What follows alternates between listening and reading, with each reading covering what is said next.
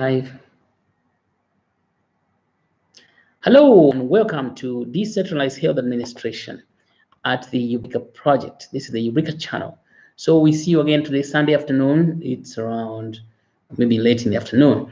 We bring you from Eureka channel, we bring you critical technical knowledge about creating perfect conditions for much needed revolution in health industry. Talking about revolutions, and this is real revolution we're going to be speaking about today.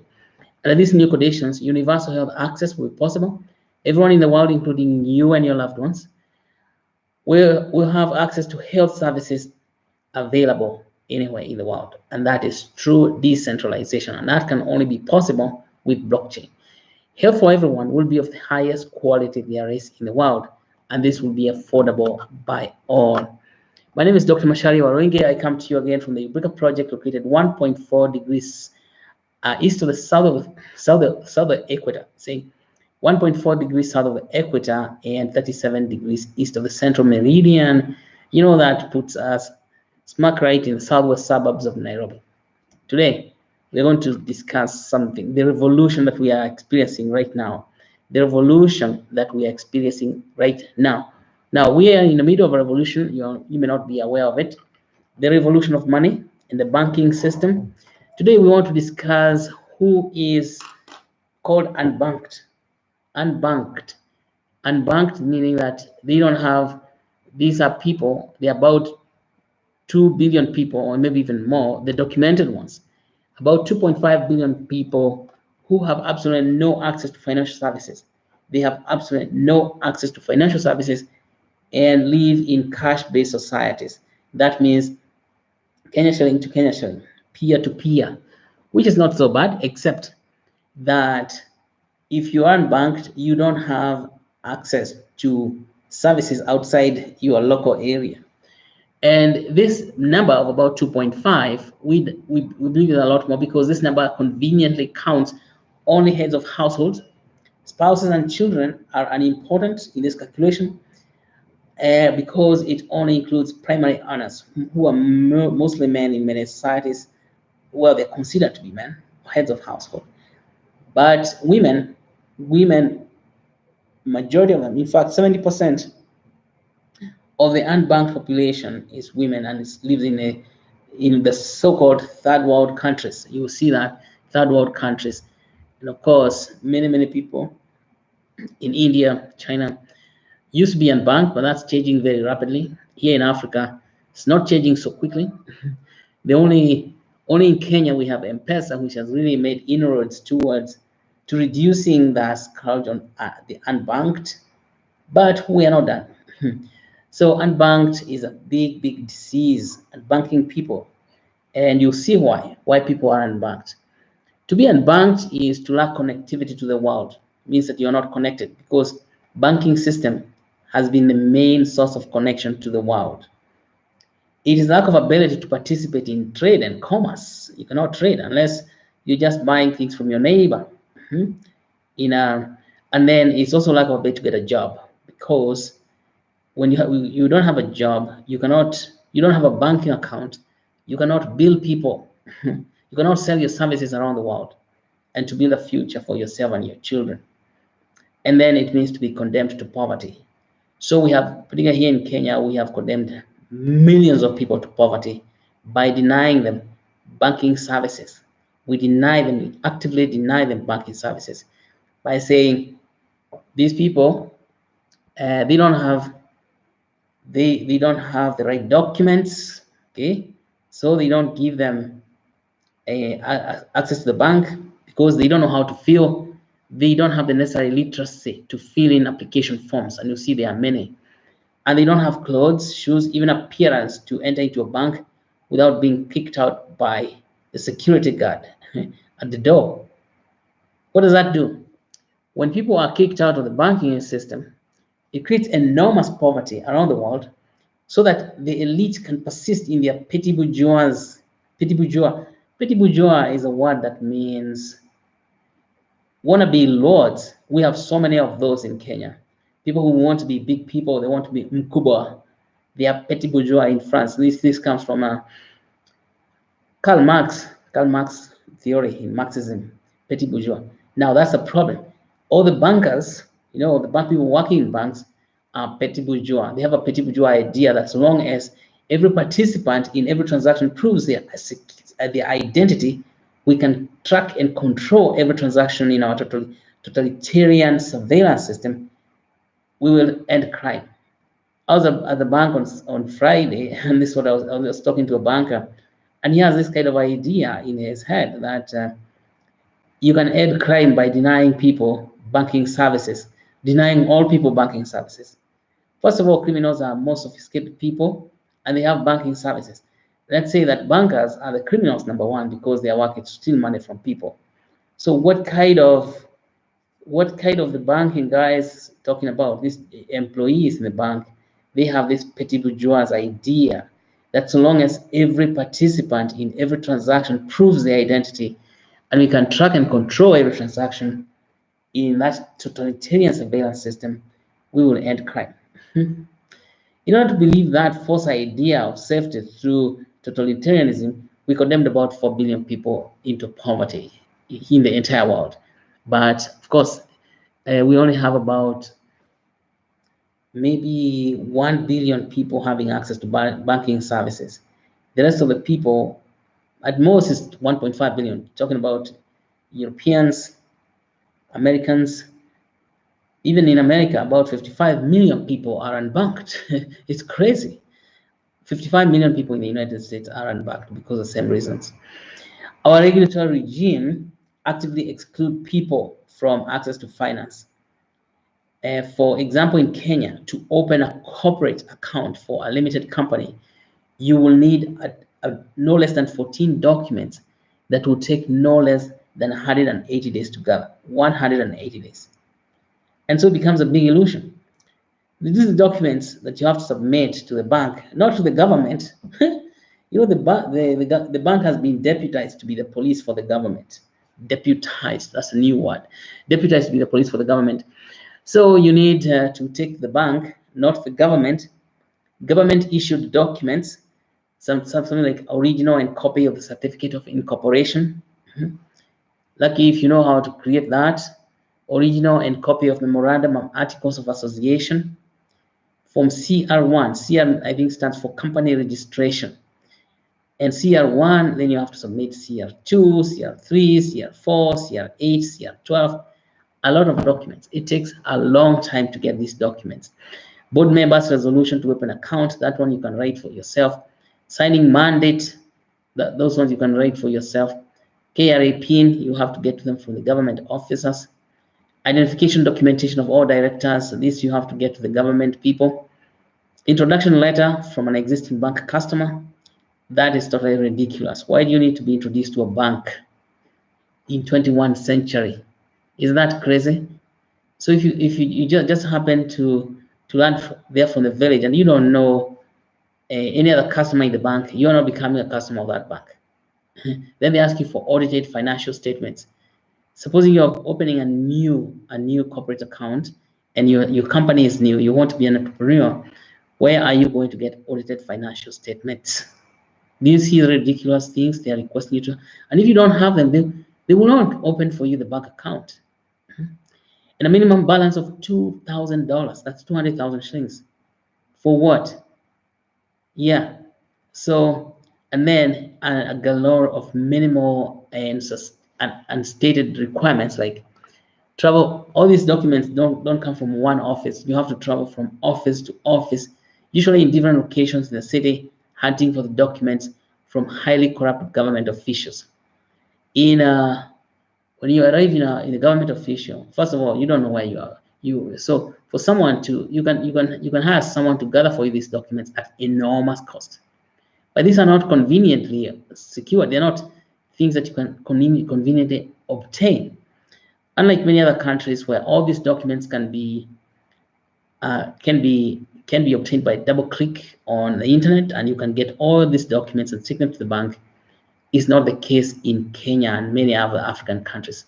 So you can see this creates a lot of hardship for just opening a bank account. And remember, when you're gathering documents from the government, you haven't even started with the bank. Then you have to go to the bank The entire process is punitive, designed to keep you out of the bank if you're not a big shot, if you're not mkubwa. Because I doubt that the so-called mkubwa or the bourgeois go through all this. I doubt that significantly. But what is not told is that when you're harassing people in the financial system, or when the financial system is designed to harass people like that, the small people, the little people, these people end up in hospital with disease. Now we as doctors have to see them. And of course, this means that the banking system is causing massive illness in the country. Not only is it causing massive poverty. To deal with the banks is to be condemned to poverty. And people are very, very poor in the country because these petty bourgeois are implementing regulations that they don't even know where they came from. People, you have to prove to these petty bourgeois by filling application forms, submitting all these documents, so that they can give you privilege for banking services. They can give you privilege for banking services. Let us now say no to all this mumbo jumbo. Let us say no. All of a sudden, we have cryptocurrency, and cryptocurrency is a revolution. Here comes the revolution: a peer-to-peer cash system that is not infected with all that totalitarian financial regime and covered by severe administrative sclerosis.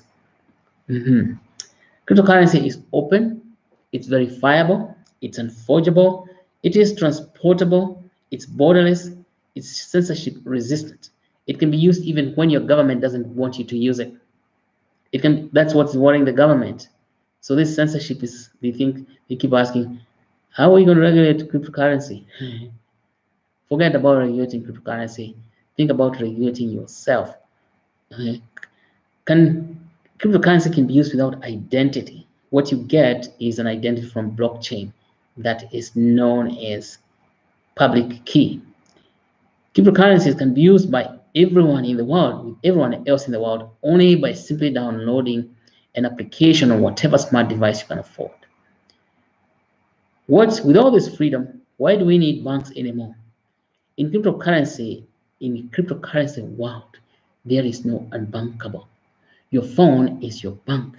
You have full control of it. So get rid of the bank. Get cryptocurrency today. Get rid of all that deputized work for totalitarian oppressive financial regime. Get crypto now. That's all I can say. That with cryptocurrency, unbanked is over. Unbanked people are finished. Unbanked people are finished, and we start with the cryptocurrency people. And of course, banks will finish. Now, this is a tough pill to swallow for the people in the banking system, because as I was speaking to some of them, I went to interview some bankers, and they're telling me that cryptocurrency is not coming here because Kenyans, let's say people in Kenya do not accept it. Did you see what they're telling you, people in Kenya? You're not accepting cryptocurrency. That is why banks are going to continue to oppress you. Banking people are so confident that you love them so much. You love them is what you call what do you call it? Stockholm syndrome. Like Stockholm syndrome occurs when you have been kidnapped by someone and you fall in love with your kidnapper. Now, for cryptocurrency, for the banks, they feel like now they have kidnapped us and we are so afraid of leaving them that we cannot go away. We cannot even accept cryptocurrency. Now, that is if you are in the bank. Other people who are totally unbanked are also said to be enamored by the bank. Unlike the petty bourgeois, they want to be owners of bank accounts so that they can enter into that privileged position. And so they're working very hard to reach there. But guess what? You will never get there because their regulations are getting worse. I was stunned by Equity Bank. Equity Bank used to be a bank for everyone. You did not need all that documentation to go to Equity Bank. And today, they want you to submit all those documentation plus more, plus also require you to have 200,000 shillings initial deposit. And of course, that's a minimum deposit. What is that? What has happened to Equity? Equity has joined the cannibals. They're cannibals with forks. Equity has joined the cannibals, and of course, I think what it's saying, we want to be out, and this is what the people want to do. This is what people need to do. People need to acknowledge that the banking system is a cannibalistic enterprise eating its own people, particularly here in Africa, and putting up regulations that they don't even know where they came from, and the regulations for for for just advancing poverty, regulations for advancing poverty. They make people even poor. Put money in your bank, and if they start reducing before you even know why, and they spend your money because of so many fees and things like that, and that is a big scandal. So get UBN today, get rid of banks. These banks are deputized to work for totalitarian oppressive financial regime. Get crypto now. Finally, let me tell you the basics. We know that Eureka Project strives to solve three fundamental problems of health production in the world: lack of access to health services, poor quality of health services, and high cost of medical services. We know these are three, particularly in African countries. Lack of access occurs because when people don't have money to go to the hospital, and that is the kind of thing that's perpetuated by the banking system or the financial regime. See, you're out of finance, you're out of access to hospital. But lack of access also occurs when there are no hospitals to go to. But how do you build hospitals when you are unbanked, when you have no money? Poor quality of medical services occur when good knowledge to deal with medical problems is scarce. Now, the high cost of medical service occurs when we don't manufacture anything. You can trace all these problems from the banking system that is oppressive and making people very poor. They don't have access to financial services. Access to financial services is supreme, and this is what cryptocurrency has come here to do, creating a revolution, serious financial freedom that you cannot even believe, that we haven't even witnessed it. And of course, people in the banks, we are yet to experience the financial freedom that's coming. This is why we have to tell everybody that the financial freedom is finally here. Get crypto, download an application, and put your cryptos in there, but don't and just start exchanging cryptos and selling goods. Particularly now, you can sell things on Soko Janja. Soko Janja is accepting cryptos. Go to Soko Janja, shop, and also list the things that you provide, the things that you make, the services that you also provide. Go shopping, right? So, and let's work together. Let us strengthen the awareness of cryptocurrency in Kenya, in Africa in general. Let us get rid of the unbankedness. Let us get people banked. We don't need banks anymore. Let's get rid of the banks. So we get everyone on crypto and we change everything forever. We give people access to health. We have money. We will have money to build the health services we want. We'll have money to buy food, at least put food on the table. We will have money for meeting the basic needs. But we cannot have money with those bank systems putting up draconian regulations, which they don't even know where they come from. The banks cannot put regulations because banks are not the government. So banks execute the regulations on behalf of the government. That process is known as deputization. So let's get rid of those deputized banks that are harassing people in the communities. They are like the police that come in. They are like the rogue police, because you could not say, you guys are policemen, that's why you are doing this. They're not policemen. They're just people in the community who does the work of the police, saying that preventing crime when they're the ones who are actually committing those crimes, big crimes against humanity. And so let's think about getting crypto, not just think about it, let's get crypto. In fact, you can get a lot of cryptos right now if you went on to the crypto markets such as Phoenix Box. You can buy a lot of UBN there, and we encourage you to go and buy UBNs every day worth about $10 on a daily basis. $10, that's about 1,000 shillings. Or if you have a lot more money, you can buy a cryptos worth about $1,000. And then and let's do this so that we don't get stifled or stuck. You can get even more involved by joining the Ubicoin World Ubicoin Ambassador Program. As an ambassador, you get deeper understanding of how cryptocurrency works and continue to share that knowledge with people in your location, in your circle of influence. And then you'll be the bridge between Ubicoin, Ubica, Sokojanja, and the people of the world who are said to be unbanked. Let's get everyone on crypto so that the term unbanked disappears forever and ever. Now, as I was telling guys at the bank that the bank is going to disappear like the telephone booth. When the cell phone came, everyone now could have a cell phone and speak on a cell phone. Okay? And we don't need to go to the telephone booth to line up there and pay someone else to make calls. We just need to have Wi-Fi. You can start near somewhere there is Wi-Fi, and then you make calls all over the world.